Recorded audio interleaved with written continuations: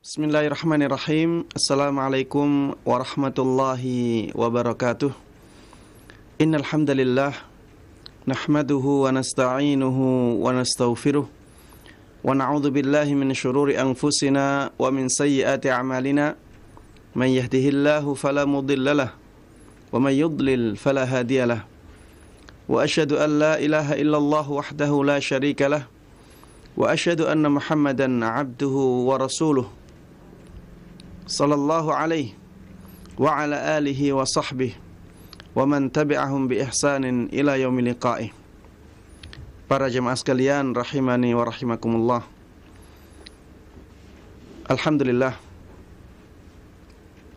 dengan kenikmatan-kenikmatan yang Allah berikan kepada kita, akhirnya kita bisa bertemu kembali dalam kajian ilmiah ini. Kajian yang mengkaji tentang fikih Islam yang insya Allah sangat bermanfaat bagi kehidupan kita di dunia ini dan juga di akhirat nanti. Mudah-mudahan Allah Subhanahu wa ta'ala sebagaimana memudahkan kita melakukan amalan yang mulia ini, yaitu menuntut ilmu agama, mudah-mudahan Allah juga memudahkan kita untuk mengatur niat kita dalam melakukan amalan yang mulia ini.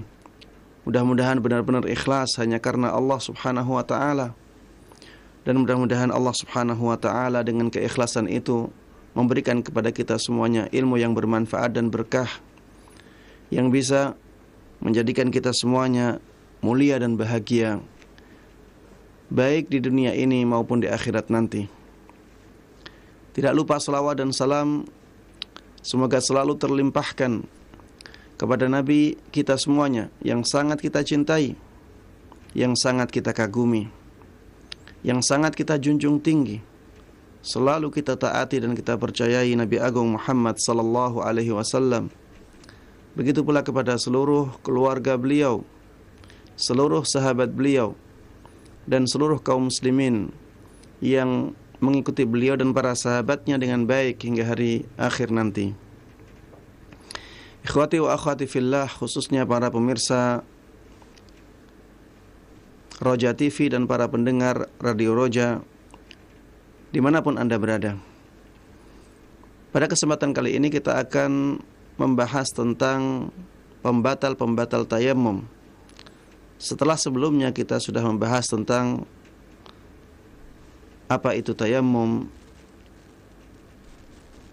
disyariatkannya tayammum, dan masalah-masalah lain yang berkaitan dengan ibadah tayammum ini. Jamaah sekalian rahimani wa rahimakumullah, pembatal tayammum adalah semua pembatal wudu. Pembatal tayammum adalah semua pembatal wudu ditambah satu lagi, yaitu adanya air. Inilah pembatal tayammum. Semua pembatal wudu itu menjadi pembatal tayammum. Seperti misalnya keluarnya angin dari jalan belakang, kencing, BAB,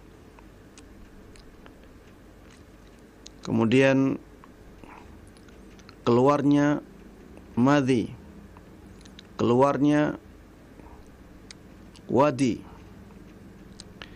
kemudian tidur yang sudah berat, tidak merasakan apapun yang ada di sekitarnya. Karena ini semuanya adalah pembatal wudu, maka itu juga menjadi pembatal ibadah tayammum. Begitu pula dengan hadas-hadas besar, itu juga menjadi pembatal tayammum. Kalau hadas kecil saja membatalkan tayammum, maka hadas besar juga demikian, bahkan lebih parah. Seperti misalnya keluar mani, ini membatalkan tayammum. Misalnya berjima, ini membatalkan tayammum. Misalnya lagi keluar haid, ini juga membatalkan tayammum. Nifas membatalkan tayammum. Ya. Jadi pembatal tayammum adalah pembatal wudu, kemudian semua hadas besar, ya, dan satu lagi yaitu melihat air atau mendapatkan air. Jemaah sekalian rahimani wa rahimakumullah, ada beberapa masalah lagi yang berkaitan dengan ini. Di antaranya yang pertama adalah apabila seseorang asalnya tidak mendapatkan air, kemudian orang ini bertayammum, setelah itu turunlah hujan, yang berarti dia sudah mendapatkan air sebelum dia sholat.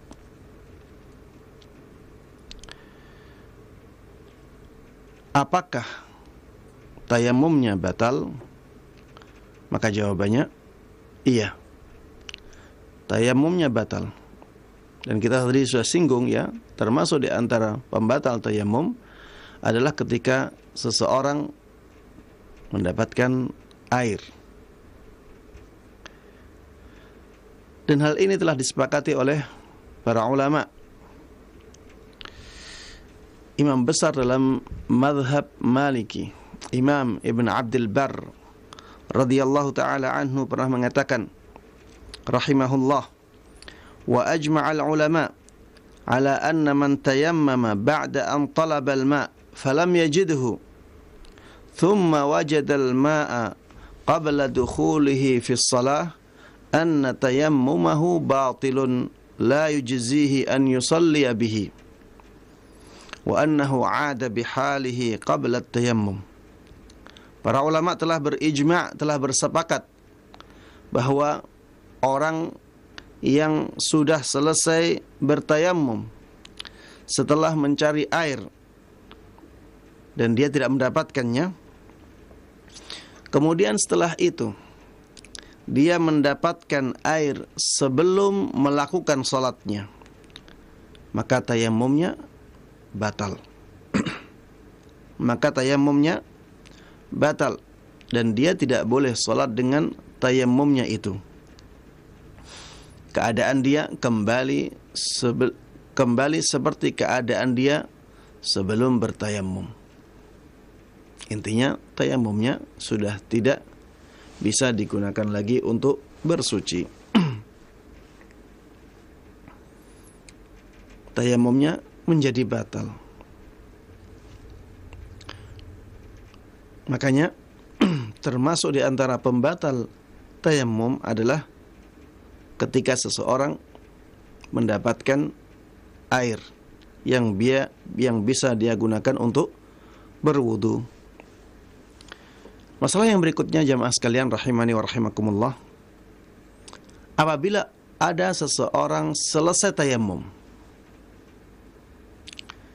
kemudian setelah itu dia menjalankan salat. Di tengah-tengah salat misalnya hujan turun. Di tengah-tengah salatnya hujan turun. Apakah dia boleh menyempurnakan salatnya ataukah dia tidak boleh menyempurnakan salatnya? Salatnya otomatis batal karena tayammumnya batal. Dalam masalah ini ada dua pendapat yang masyhur dari para ulama. Pendapat yang pertama adalah pendapat yang mengatakan bahwa orang yang keadaannya seperti ini, dia harus memotong salatnya. Dia harus menghentikan salatnya. Kemudian dia berwudu, dan memulai sholatnya dari awal. Intinya sholatnya dikatakan batal. Kenapa? Karena tayamumnya batal. Makanya dia harus berwudu dengan air yang dia dapatkan itu. Kemudian setelah itu dia mengulangi sholatnya dari awal. Ini termasuk di antara pendapatnya Imam Abu Hanifah. Ini juga pendapatnya Imam Ahmad. Ini pendapatnya Imam Ats-Tsauri. Begitu pula Imam Ibn Hazm rahimahumullahu jami'ah.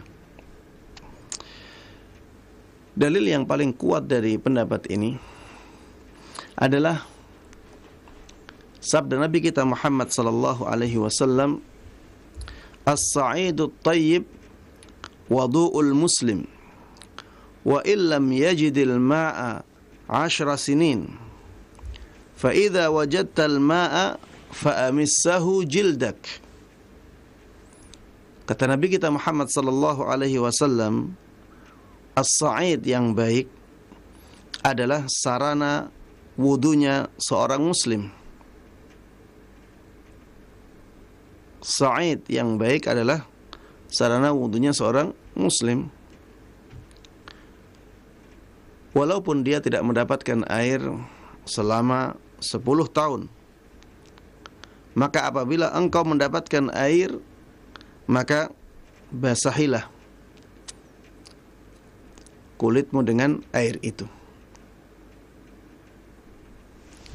Di sini disebutkan ketika seseorang mendapatkan air, maka dia diperintahkan untuk menggunakannya untuk bersuci. Dan orang yang tadinya bertayamum, kemudian dia memulai salatnya, di tengah-tengah salat dia mendapatkan air, maka dia masuk dalam sabda ini, dia masuk dalam hadis ini, sehingga dia diperintahkan untuk membasahi kulitnya dengan air. Maksudnya dia diperintahkan untuk berwudu, dia diperintahkan untuk bersuci, walaupun di dalam sholat. Dalil yang kedua,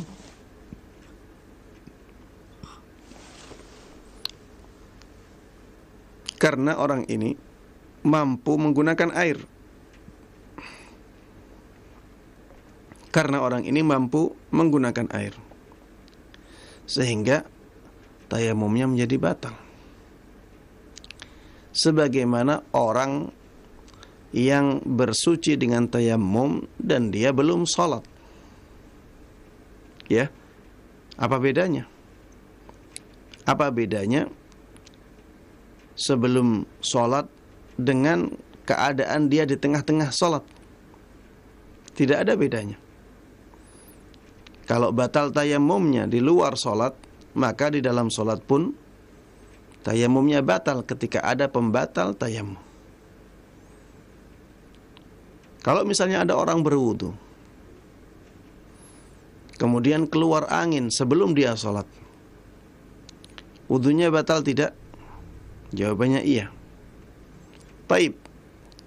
Kalau misalnya ada orang berwudu, setelah itu dia sholat, di tengah-tengah sholat keluar angin, batal wudunya tidak? Iya, wudunya menjadi batal dan otomatis sholatnya juga batal. Dia harus menghentikan sholatnya, wudu lagi, kemudian memulai sholatnya dari awal. Maka orang yang tayamum juga demikian. Ketika dikatakan bahwa adanya air yang bisa digunakan untuk berwudu itu membatalkan tayamum, maka dia akan menjadi pembatal tayamum, baik seseorang di dalam sholatnya ataupun di luar sholatnya. Taib. Dalil yang ketiga yang mereka utarakan, mereka sampaikan adalah bahwa karena tayamum adalah amalan bersuci dalam keadaan darurat. Maka ketika keadaan daruratnya hilang, maka tayamum menjadi batal. Seperti apabila orang yang terkena istihadah. Istihadah itu darah yang keluar dari seorang wanita, tapi dia bukan darah haid dan dia juga bukan darah nifas. Ketika seorang yang istihadah berhenti darahnya, istihadahnya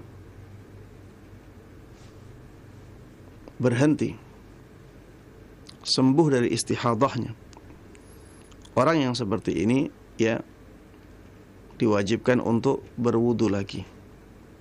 Begitu pula dengan orang yang asalnya tadi tayamum karena keadaan tidak ada air, kemudian setelah itu dia mendapatkan air walaupun di dalam sholat, maka dia juga batal tayamumnya.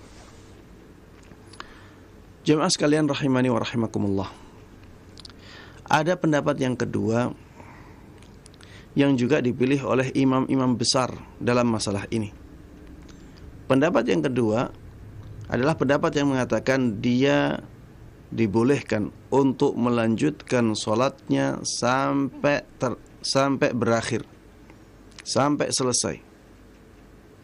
Dia dibolehkan untuk melanjutkan sholatnya sampai selesai.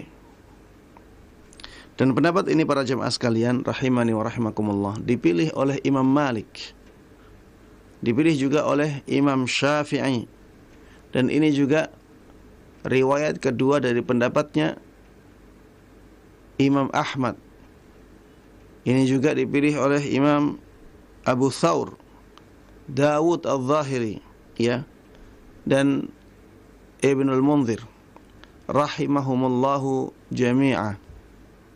Ya, imam-imam besar ya juga memilih pendapat yang kedua ini. Apa dalil mereka?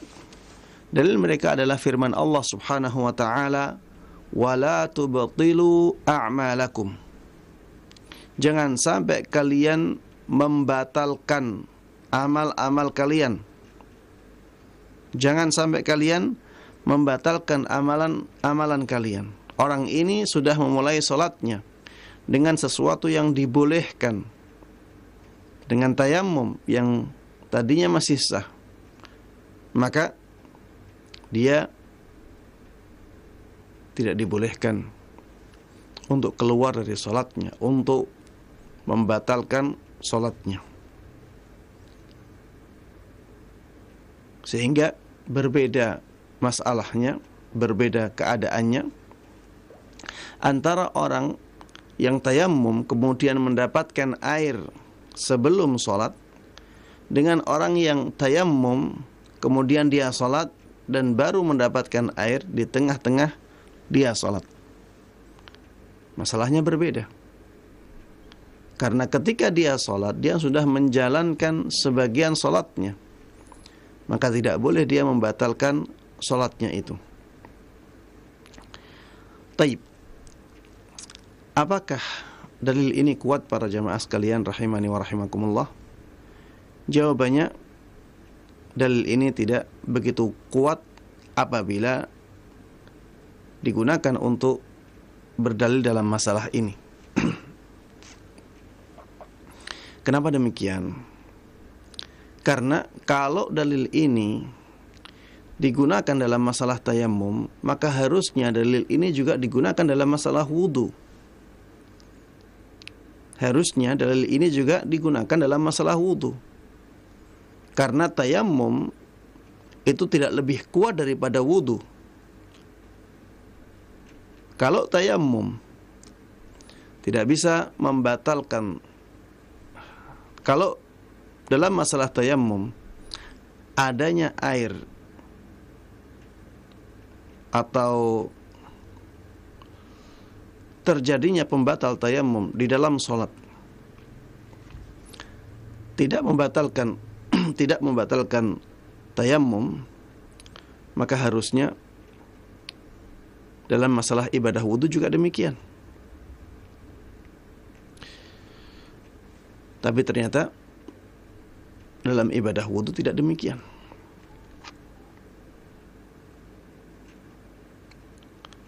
Kalau misalnya ada orang berwudu,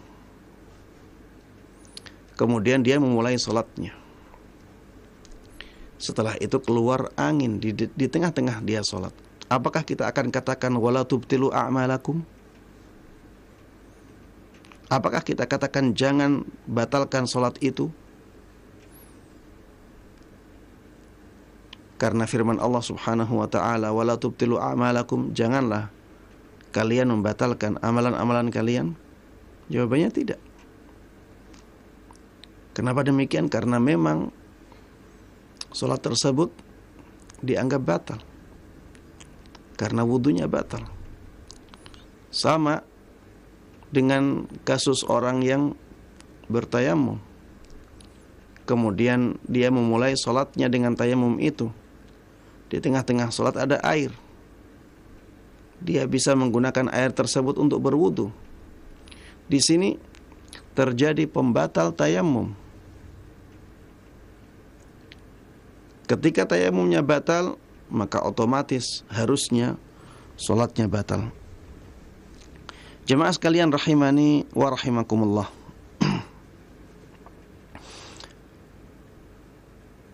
Karena pendapat yang kedua ini dalilnya kurang kuat, maka yang lebih kuat dalam masalah ini adalah pendapat yang pertama. Pendapat yang mengatakan bahwa orang tersebut harus menghentikan sholatnya, harus keluar dari sholatnya, kemudian menggunakan air untuk berwudu, kemudian setelah itu dia harus memulai sholatnya dari awal. Taib. Masalah yang berikutnya para jamaah sekalian adalah apabila ada orang dia sudah selesai sholat dengan tayamumnya,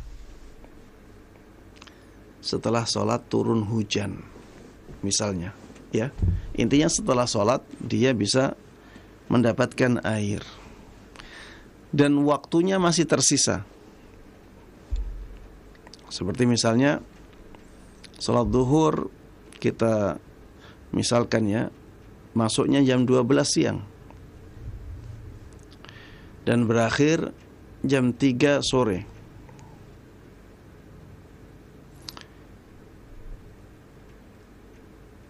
Dia berusaha mencari air, tidak dia dapatkan. Akhirnya dia bertayamum. Kemudian setelah itu dia sholat. Jam 1 siang dia mendapatkan air. Dia sudah selesai sholat zuhur. Taib. Apakah orang yang seperti ini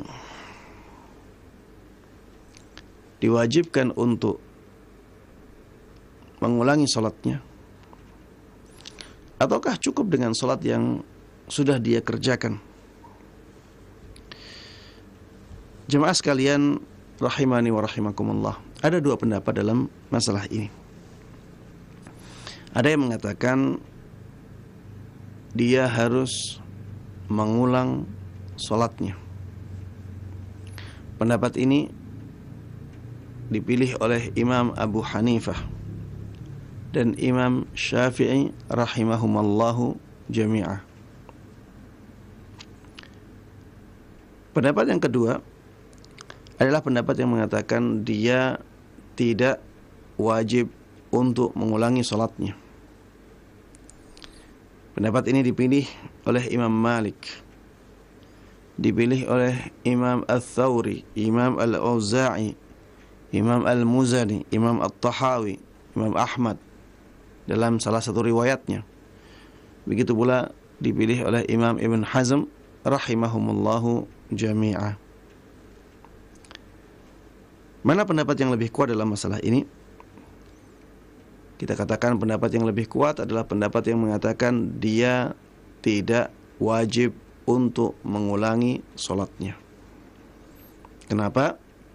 Karena dia sudah sholat dengan cara yang dibolehkan oleh syariat dari awal sampai akhir. Dan ketika dia sholat, tayamumnya terjaga, tidak batal. Ya, tayamumnya tidak terjaga. Tayamumnya batal setelah dia melakukan sholatnya. Ini sama seperti orang yang berwudu kemudian sholat. Setelah selesai sholat, dia batal wudunya. Masih di dalam waktu sholatnya, maka dia tidak diwajibkan untuk mengulang sholatnya. Jemaah sekalian rahimani wa rahimakumullah, apakah berarti dia tidak disunahkan untuk mengulang sholatnya? Kalau kita katakan bahwa orang yang seperti ini tidak wajib mengulang sholatnya, apakah kita katakan dia tidak disunnahkan untuk mengulang sholatnya? Maka jawabannya adalah dia disunahkan untuk mengulang sholatnya. Ada anjuran untuk mengulang sholatnya karena adanya dalil khusus dalam masalah ini. Ya, karena adanya dalil khusus dalam masalah ini. Dalilnya apa? Dalilnya adalah hadis Abu Sa'id Al-Khudri radhiyallahu taala anhu. Beliau pernah mengatakan, kharaja rajulani fi safarin fahadaratis shalah wa laysa ma'ahuma ma'. Pernah ada dua orang yang melakukan perjalanan jauh. Datanglah waktu sholat, tapi keduanya tidak mendapatkan air. Keduanya tidak mempunyai air. Fatayammama sa'idan tayyiban fasallaya. Maka akhirnya keduanya pun melakukan tayammum dengan sa'id yang baik, yang suci, dan keduanya pun salat. Thumma wajada al-ma'a fil waqti. Kemudian keduanya mendapatkan air masih di waktunya salat. Ya, masih di dalam waktu salat itu. Jadi sudah selesai salatnya, waktunya belum berakhir, belum selesai, waktu sholatnya belum selesai, tapi keduanya mendapatkan air. Jelas ya, sholatnya sah, karena sudah selesai sholat baru mendapatkan air. Fa'a'ada ahaduhuma al-wudu'a was-salah wa lam yu'idil akhar. Ketika terjadi seperti ini, kedua orang ini berbeda pendapat. Kedua sahabat ini berbeda pendapat. Yang satunya berwudu dan mengulangi sholatnya atau sholat lagi, sedangkan yang lain tidak melakukan itu. Thumma ataya Rasulullah sallallahu alaihi wasallam fadzakara dzalika lah. Akhirnya keduanya datang kepada Rasulullah sallallahu alaihi wasallam dan keduanya menceritakan kejadian yang mereka alami kepada Rasulullah sallallahu alaihi wasallam. Apa yang dikatakan oleh Rasulullah sallallahu alaihi wasallam? Faqala lilladzi lam yu'id asabta sunnah wa ajza'atka salatak wa ajza'atka salatuk. Rasulullah sallallahu alaihi wasallam mengatakan kepada orang yang tidak mengulangi salatnya, sungguh engkau telah menepati sunnah. Perbuatanmu sesuai sunnah dan salatmu sudah cukup untukmu. Kemudian Rasulullah sallallahu alaihi wasallam mengatakan kepada yang satunya lagi, wa qala lilladzi tawadda'a wa a'ad. Beliau mengatakan kepada orang yang berwudu dan mengulangi salatnya atau mengerjakan salatnya lagi, lakal ajru marratain. Engkau mendapatkan pahala 2 kali. Engkau mendapatkan pahala 2 kali. Rasulullah sallallahu alaihi wasallam tidak menyalahkan keduanya. Keduanya sama-sama benar.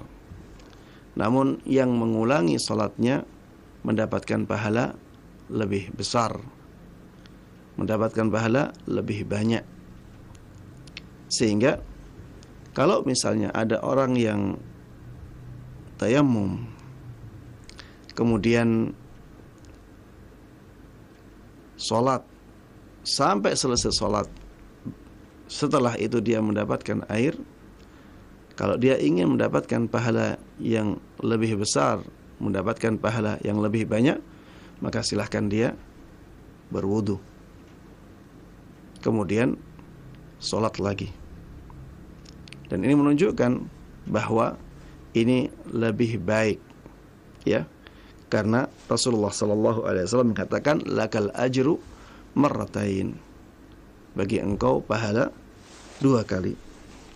Demikian para jemaah sekalian rahimani wa rahimakumullah, permasalahan-permasalahan yang berkaitan dengan ibadah tayammum, dan dengan demikian berakhirlah pembahasan kita tentang masalah tayammum, dan saya cukupkan kajian kita sampai di sini. Insyaallah di pertemuan yang berikutnya kita akan membahas tentang masalah haid dan masalah nifas.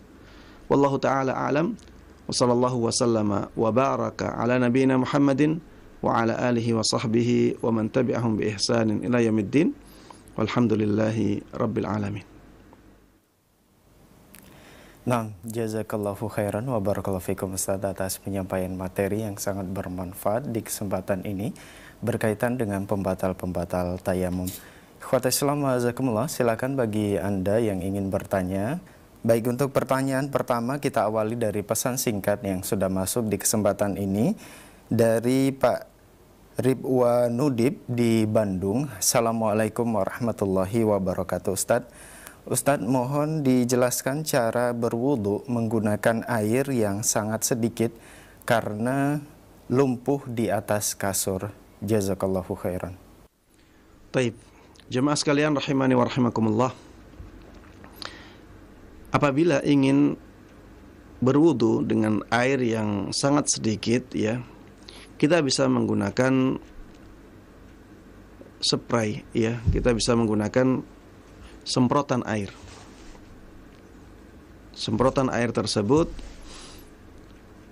kita bisa gunakan untuk berwudu, dan air yang kita gunakan bisa sangat hemat sekali. Dan semprotan air ini juga bisa kita gunakan ketika kita berada di atas pesawat untuk berwudu. Caranya adalah dengan misalnya yang pertama membasuh telapak tangan dulu. Ya, kita semprotkan air ke telapak tangan kita sampai basah, ya. Sampai basah. Kemudian kita ratakan. Kita ratakan air yang kita semprotkan di telapak tangan tersebut. Setelah benar-benar rata, ya, untuk kumur dan istinsyak mungkin akan kesulitan, ya, karena air tersebut akan sangat sedikit sekali. Atau kalau misalnya kepingin seperti itu, ya, maka semprotkan air tersebut di telapak tangan sampai menggenang sedikit. Kemudian kita gunakan untuk berkumur, ya, kita masukkan air tersebut ke mulut kita walaupun sedikit. Kemudian setelah kita berkumur, kita melakukan istinsyak, ya, dengan cara yang sama. Kita semprotkan air tersebut di telapak tangan kita, ya, sampai menggenang sedikit. Kemudian kita masukkan air tersebut ke lubang telinga kita, kemudian kita keluarkan lagi. untuk membersihkan lubang hidung kita. Kita masukkan ke lubang hidung kita, kemudian kita keluarkan untuk membersihkan hidung kita. Setelah itu para jamaah sekalian, silakan disemprotkan air, ya, disemprotkan air ke telapak tangan kita, ya, sebaiknya pakai telapak tangan kanan ya untuk mengambil airnya. Kemudian kita bawa atau kita basuhkan ke wajah kita. Atau kalau misalnya kita ingin, bisa juga kita langsung menyemprot wajah kita. Kita langsung menyemprot wajah kita dengan air tersebut sampai basah ya. Kemudian diratakan dengan tangan kanan kita. Diratakan dengan tangan kita. Setelah membasuh wajah, kita beralih ke tangan. Kita semprot tangan kita, kemudian kita ratakan. Kita ratakan air tersebut dengan tangan yang lain. Dan jangan sampai semprotan tersebut sedikit sehingga seperti mengusap saja. Tidak ya. Kita nyemprotnya dengan banyak ya, sehingga memang bukan dianggap sebagai mengusap tapi membasuh.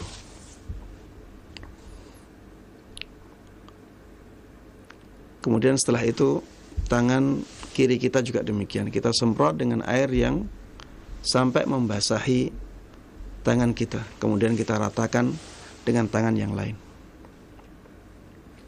Setelah itu kita mengambil air lagi untuk mengusap kepala kita.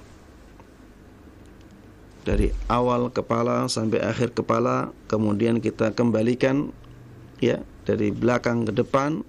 Kemudian setelah itu kita mengusap kedua telinga kita tanpa mengambil air lagi. Kemudian setelah itu kita semprotkan air tersebut ke kaki kanan kita. Semprotkan yang agak banyak ya, sampai benar-benar basah. Kemudian kita ratakan air tersebut sampai bisa mengenai semua kaki kita. Kemudian setelah itu kaki yang kiri juga demikian. Dan dengan demikian selesai wudunya kita. Kalau misalnya orang tersebut susah untuk berwudu sendiri, dibolehkan bagi dia untuk meminta bantuan orang lain agar bisa membantu dia dalam berwudu. Ya, tidak ada masalah. Rasulullah sallallahu alaihi wasallam saja dahulu pernah meminta sebagian sahabatnya untuk mengucurkan air agar beliau bisa berwudu dengan kucuran air tersebut. Apalagi orang yang sakit seperti itu. Dan tidak ada masalah juga apabila misalnya seseorang tidak hanya membantu orang yang sakit untuk menyemprotkan air saja, tapi dia juga yang meratakan air ke bagian-bagian wudunya orang yang sakit tersebut. Ini juga dibolehkan oleh syariat. Yang penting yang berniat wudu adalah orang itu, bukan orang yang menyemprotkan air, ya. Yang berniat wudu adalah orang tersebut, karena yang beribadah dia, ya. Kita misalnya ingatkan dia bahwa kita akan berwudu. Kita ingatkan dia bahwa dia akan berwudu. Kemudian kita semprotkan air tersebut ke bagian-bagian yang wajib dibasuh atau wajib diusap saat berwudu sampai akhir wudu, ya. Demikian wallahu taala a'lam. Nah, jazakallahu khairan wa barakallahu fikum Ustaz atas jawaban yang disampaikan. Semoga bermanfaat untuk penanya Pak Ridwanudib di Bandung. Pertanyaan selanjutnya masih dari pesan singkat kembali dari Pak Rahmat di Bone, Sulawesi Selatan. Assalamualaikum warahmatullahi wabarakatuh, Ustadz. Apakah kita bisa menggabungkan wudhu dengan air dengan tayamum? Karena ada bagian badan yang tidak bisa kena air. Syukran, jazakallahu khairan. Baik. Jemaah sekalian rahimani wa rahimakumullah. Memang pendapat jumhur ulama mengatakan demikian. Ya. Pendapat jumhur ulama mengatakan demikian. Apabila seseorang dia sakit di bagian yang harus dia basuh di dalam ibadah wudunya. Misalnya tangannya ya. Tangannya diperban misalnya. Tangannya diperban. Diperban dengan sempurna. Sehingga tangannya ada tapi tidak bisa terkena air. Orang yang demikian, apakah cukup dengan mengusap perbannya? Setelah itu dia tidak bertayamum, ataukah dia diwajibkan untuk berwudu? Setelah wudunya selesai, dia bertayamum. Ada dua pendapat di kalangan para ulama dalam masalah ini. Ada yang mengatakan cukup dengan wudunya dan dia melakukan apa yang dia mampu ketika membasuh tangannya. Kalau yang dia mampu adalah mengusap, ya sudah, selesai. Itu kewajiban dia. Jumhur ulama mengatakan tidak demikian. Dia berwudu, dia usap tangannya. Setelah itu dia bertayamum. Setelah itu dia bertayamum. Bukan mentayamumi tangannya, bukan. Dia beribadah tayamum. Dia hentakkan atau dia tempelkan tangannya ke as-sa'id ya. Saya katakan as-sa'id untuk bisa mewakili semua sarana yang bisa digunakan untuk tayamum, tidak hanya debu, tidak hanya pasir, tapi semua sarana yang bisa digunakan untuk tayamum. Ya, itulah yang saya maksud dengan as-sa'id ya. Dia tempelkan tangannya ke as-sa'id, kemudian setelah itu dia usap wajahnya dan kedua punggung telapak tangannya. Dengan begitu dia dianggap suci ya, dengan kesucian yang sempurna. Dan pendapat yang dipilih oleh jumhur ulama ini pendapat yang lebih hati-hati ya. Wallahu taala a'lam.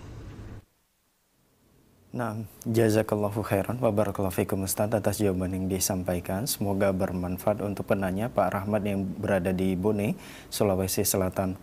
Ikhwatal Islam, jazakumullah, silakan bagi Anda yang ingin bertanya secara langsung. Assalamualaikum. Waalaikumsalam warahmatullahi wabarakatuh. Dengan Ibu siapa di mana? Halo, Assalamualaikum. Dengan Ibu Sri. Ibu Sri, mohon dikecilkan terlebih dahulu volume televisi atau radionya. Baik, baik. Kalau sudah silahkan Ibu. Iya, selamat pagi Pak Ustadz. Iya, Ibu Sri di mana? Ibu saya di Bojonggede. Silakan Ibu. Saya mau tanya Pak Ustadz masalah wudhu. Ini kadang-kadang saya tuh kalau wudhu ragu, diulang lagi.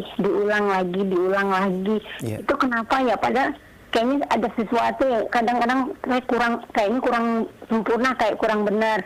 Udah gitu setiap wudhu itu kan ada bacaan-bacaannya, tapi karena saya nggak hafal, jadi di masing-masing itu saya suka sholawat Nabi gitu. Jadi setiap ini kecuali niat untuk nawaitu wudhu'a itu saya baca, tapi misalnya untuk kumur, untuk tangan, saya bacanya itu sholawat Nabi. Itu kenapa ya suka saya kayak ragu, kayak kurang sempurna, diulang lagi. Berarti ada was-was ya Bu? Iya, pokoknya kayaknya udah merasa saya udah kayaknya kurang benar, diulang lagi dari awal, kadang-kadang sampai 3 kali 4 kali Pak Ustadz. Iya, baik. Terima kasih penjelasannya. Assalamualaikum warahmatullahi wabarakatuh. Waalaikumsalam warahmatullahi wabarakatuh. Tafadhol Ustaz. Baik, jemaah sekalian rahimani wa rahimakumullah. Dalam pertanyaan ini ada 3 masalah yang harus disinggung. Masalah yang pertama adalah masalah niat. Niat para jamaah sekalian dalam ibadah itu di dalam hati, ya, dan tidak boleh dilafalkan kecuali dalam masalah menyembelih, ya, kurban, dan dalam masalah ihram, ya, niat ihram. Itu menurut sebagian ulama, ya. Menurut sebagian ulama, apa yang diucapkan ketika akan menyembelih atau yang diucapkan ketika berihram itu adalah niat. Kalau kita memilih pendapat ini, maka itu dikecualikan, ya. Niat yang dalam 2 ibadah itu berarti boleh dilafalkan karena ada tuntunannya. Adapun selain 2 ibadah tersebut, niat tidak boleh dilafalkan. Niat tidak boleh dilafalkan karena tidak ada tuntunannya. Rasulullah sallallahu alaihi wasallam tidak pernah melafalkan niat wudu beliau. Tidak pernah melafalkan niat salat beliau. Tidak pernah melafalkan niat zakat beliau. Tidak pernah beliau melafalkan niat puasa beliau. Ya. Makanya kita juga demikian. Tidak boleh kita melafalkan niat ibadah kita. Ya, kecuali pada 2 ibadah tersebut apabila itu kita sebut sebagai niat. Dan para ulama berselisih pendapat apakah itu niat ataukah tidak. Tapi kalaupun kita anggap itu sebagai niat, maka pada 2 ibadah itu saja yang niat boleh dilafalkan. Karena hanya itu contoh yang ada dalam diri Rasulullah sallallahu alaihi wasallam atau dalam praktek ibadahnya beliau. Kalau melafalkan niat itu dibolehkan, maka tentunya Rasulullah sallallahu alaihi wasallam sudah melakukannya. Dan tentunya melakukannya berkali-kali. Dan tentunya ada penjelasan tentang itu. Tapi ternyata tidak demikian. Makanya ketika kita akan berwudu, para jamaah sekalian, cukup menghadirkan kesadaran di dalam hati bahwa kita akan berwudu. Cukup menghadirkan kesadaran di hati, keinginan di hati, kehendak di hati bahwa kita akan berwudu, dan itu sudah cukup. Kita tidak boleh melafalkan niat itu. Memang ada sebagian ulama yang mengatakan disunahkan untuk melafalkan niat, tapi pendapat mereka wallahu taala alam pendapat yang lemah, karena tidak ada contohnya dari Nabi kita Muhammad sallallahu alaihi wasallam, begitu pula dari para sahabatnya. Baik.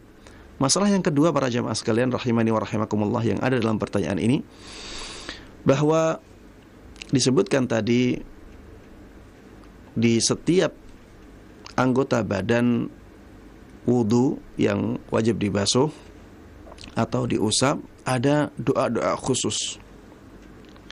Ini harus dijelaskan ya, bahwa doa-doa tersebut adalah doa-doa yang tidak ada tuntunannya dari Nabi kita Muhammad sallallahu alaihi wasallam. Maka harusnya ditinggalkan. Saya tidak mengatakan sebaiknya ditinggalkan, tidak. Tapi harusnya ditinggalkan. Karena tidak ada tuntunannya dari Nabi kita Muhammad sallallahu alaihi wasallam. Kalau basuh wajah itu doanya seperti ini. Basuh tangan doanya seperti ini. Nanti kalau mengusap kepala doanya ada lagi. Mengusap telinga doanya ada lagi. Nanti membasuh kaki ada doa khususnya lagi. Jamaah sekalian, doa-doa tersebut tidak ada tuntunannya dari Nabi kita Muhammad sallallahu alaihi wasallam, maka harusnya kita tinggalkan. Kalau ada yang mengatakan ini hadisnya, ini hadisnya, ini hadisnya, kita katakan hadisnya lemah, tidak bisa dijadikan sebagai sandaran. Dan itu juga menjadi sangat memberatkan orang yang berwudu. Ya. Maka jangan kita melakukan yang demikian. Karena standar kita beribadah adalah tuntunan Nabi kita Muhammad sallallahu alaihi wasallam. Kalau tidak ada tuntunannya, maka tinggalkan. Itulah konsekuensi dari persaksian kita bahwa Nabi Muhammad sallallahu alaihi wasallam adalah utusan Allah Subhanahu wa taala. Ya. Sehingga kita tidak boleh beribadah kecuali yang dituntunkan oleh Nabi kita Muhammad sallallahu alaihi wasallam. Masalah yang ketiga adalah masalah was-was, ya. Jamaah sekalian, kalau kita sudah terkena was-was seperti ibu yang bertanya dalam pertanyaan tadi, maka hilangkan keraguan. Jangan diperdulikan. Abaikan keraguan itu. Dan pegang teguh kaidah al-yaqin la yazulu bisyak. Keyakinan tidak boleh dihilangkan oleh keraguan. Ya. Keyakinan tidak boleh hilang oleh keraguan. Kalau sudah berwudu, maka anggaplah wudu tersebut wudu yang sah. Jangan dituruti keraguan itu. Jangan dituruti keraguan itu. Karena kalau dituruti, maka syaitan akan memberikan keraguan lagi. Kalau dituruti, maka akan semakin menjadi-jadi. Mungkin pertama kali dituruti, setelah kita mengulangi sekali, sudah cukup. Tapi setelah itu syaitan akan mengganggu lagi dengan keraguan yang lain. Harus 2 kali. Kalau sekali masih tidak cukup. Setelah berjalannya waktu, syaitan akan menggoda lagi, mengganggu lagi dengan keraguan yang lain. Harus 3 kali sekarang mengulanginya. Dan setelah berlalunya waktu mungkin bisa sampai 5 kali, bisa sampai 10 kali. Maka para jemaah sekalian rahimani wa rahimakumullah, obatnya was-was adalah dengan tidak memperdulikannya sama sekali. Jangan dilihat ya, keraguan itu tidak usah digubris. Dan Allah Subhanahu wa taala akan menerima ibadah kita. Ketika kita melakukan ibadah, lakukan dengan sebaik mungkin. Setelah itu, ya husnudzonlah kepada Allah. Allah akan menerima ibadah kita. Dan jangan pedulikan keraguan-raguan. Karena di dalam syariat Islam ya, sesuatu yang masih diragukan itu dianggap tidak ada. Ya, kita ragu, misalnya ibadah wudhu kita tidak sah, masih ragu, berarti ketidakabsahan wudhu kita itu dianggap tidak ada. Karena kita masih ragukan. Kecuali kalau kita sudah yakin bahwa ibadah wudhu kita itu tidak sah berdasarkan bukti-bukti yang nyata. Ya, misalnya kita tadi ingat belum membasuh tangan kiri kita misalnya. Ada bukti tangan kiri kita masih kering misalnya. Ketika sudah yakin bahwa wudhu kita tidak sah karena kurangnya rukun dalam ibadah wudhu tersebut, ketika itulah kita ulangi wudhu kita. Tapi kalau misalnya kita masih ragu-ragu wudhu kita tidak sah, maka keraguan-raguan tersebut dianggap tidak ada. Al-yakin la yazulu bisyak. Ya, sesuatu yang kita yakini sebelumnya tidak boleh dihilangkan oleh keraguan yang datang setelahnya. Ya, demikian yang bisa Ana sampaikan. Mudah-mudahan yang kita kaji bersama dalam kesempatan kali ini bermanfaat bagi kita semuanya. Mudah-mudahan Allah berkahi ilmu kita, dan mudah-mudahan Allah Subhanahu wa taala memberikan taufiknya kepada kita semuanya untuk bisa mengamalkan dan menyebarkan semua ilmu yang sampai kepada kita dengan baik dan mudah. Amin amin ya rabbal alamin. Wa sallallahu wa sallama wa baraka ala nabiyyina Muhammadin wa ala alihi wa sahbihi wa man tabi'ahum bi ihsanin ila yaumiddin. Walhamdulillahi rabbil alamin. Assalamualaikum warahmatullahi wabarakatuh.